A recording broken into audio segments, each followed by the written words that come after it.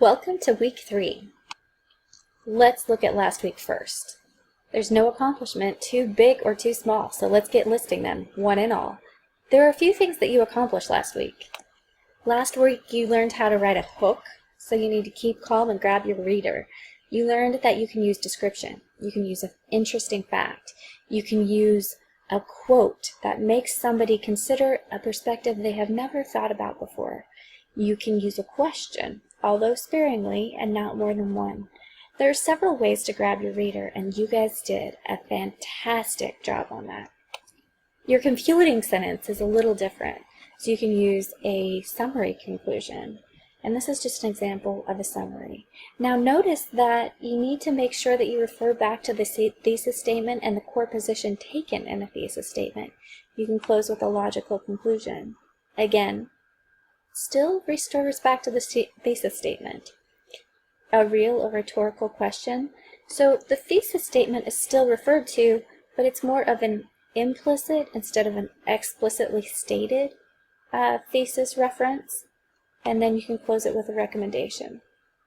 Now, keep in mind, the entire thing is written in third person, and you'll notice first person point of view, I, me, my, mine, we, us, our, ours.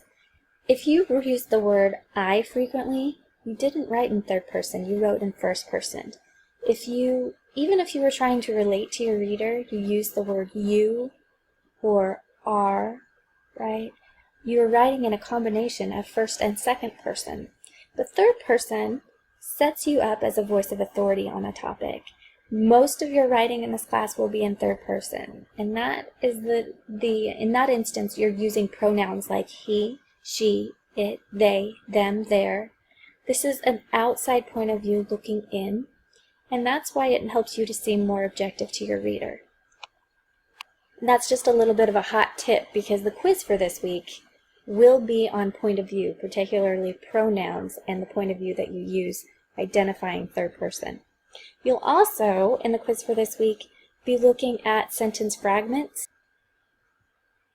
and the Harp-Raced Essentials handbook that you have will give you a little bit more information on this in chapter 18.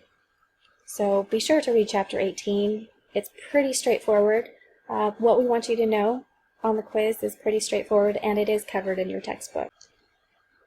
Now, last week's third achievement was learning how to write a thesis statement. And for many of you, you probably already understand that a thesis takes an arguable position on an issue. You've probably written thesis statements in the past. So the difference is a topic is the subject of an essay, but the thesis makes a claim about the topic that others might not agree with.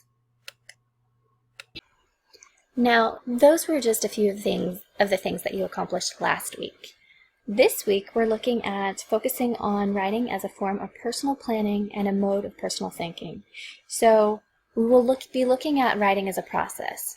For this reason, you'll notice something very, very familiar on the discussion board.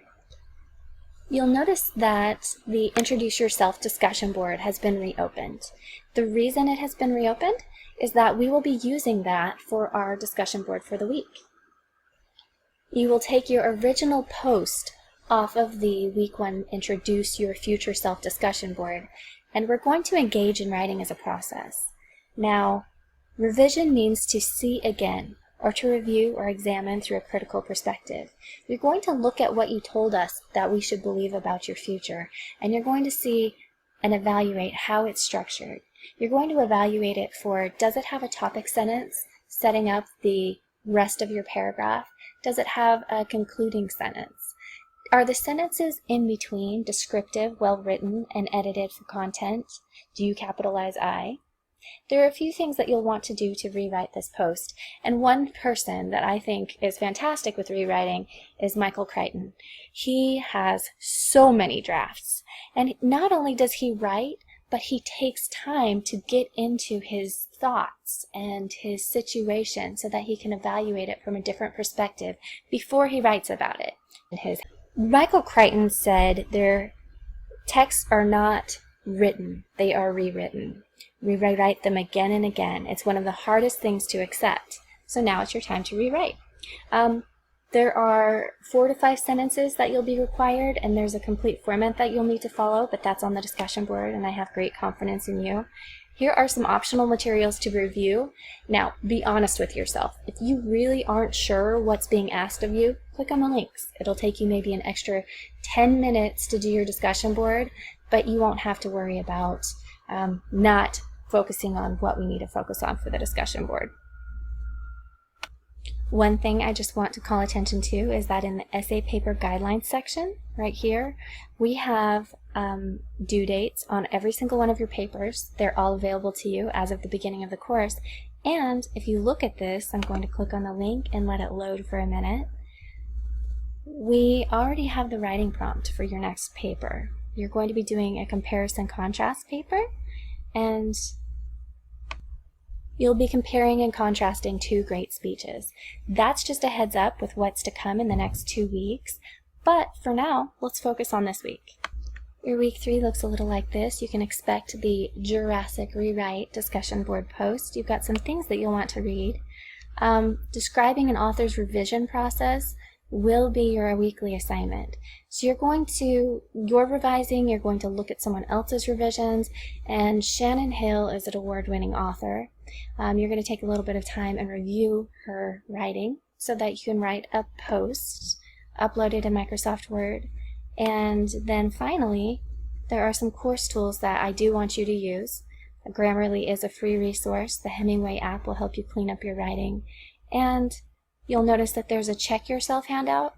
Those are just links to help you avoid some of the writing errors. As of right now, you've only been quizzed on numbers, you've been quizzed on capitals, and anything on last week's quiz, which you can tell is still open because I want to make sure that we get through that hiccup. On spelling and hyphens, that you'll be held to a higher standard for. Now we also have this week's quiz, which is the quiz 2, and we're just going to make sure that we avoid sentence fragments and pronoun case, which is specifically the point of view that I spoke to you about. Anyway, let's go ahead, let's have a great week. If there's anything that I can do to make your week 3 a little bit more straightforward, feel free to email me, text me, and although the weekend ended quickly, let's have a nice week. Thanks.